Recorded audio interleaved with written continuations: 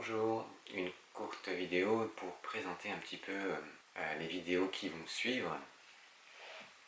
Même si je ne sais pas exactement quelle sera la teneur des vidéos qui vont suivre, j'ai une petite idée.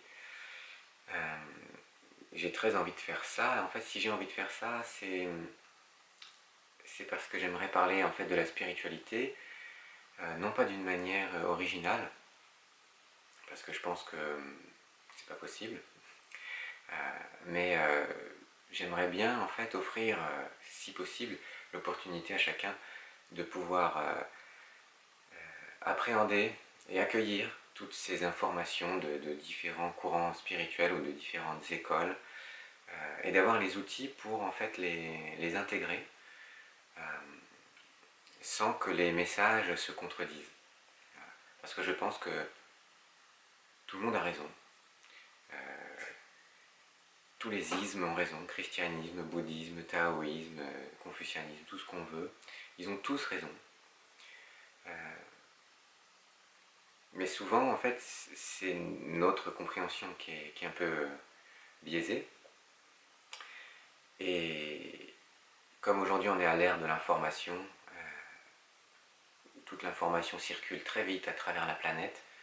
Ce qui est difficile, c'est d'arriver à faire le tri ou d'arriver à mettre en relation un peu les choses.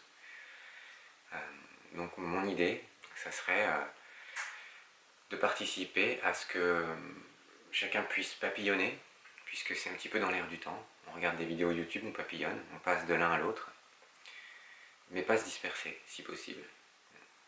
Ça, ce sera une entreprise individuelle, mais j'aimerais vous aider en ça, si je peux. Et donc j'essayerai avec ces vidéos de vous parler de la spiritualité, telle que moi j'ai papillonné, en allant voir à droite à gauche les liens que j'ai réussi à faire, et si ça peut vous aider à faire des liens vous aussi,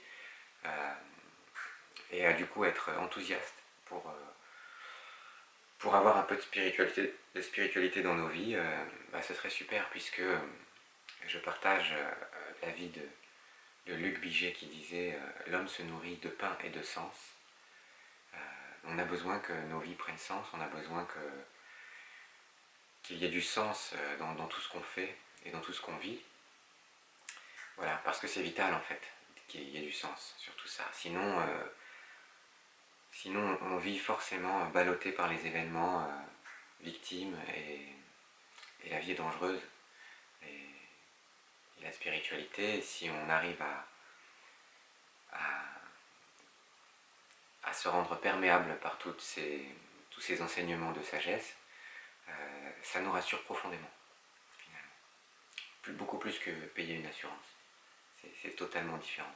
Mais on est rassuré quand même, en acceptant le danger de mort. Voilà, donc,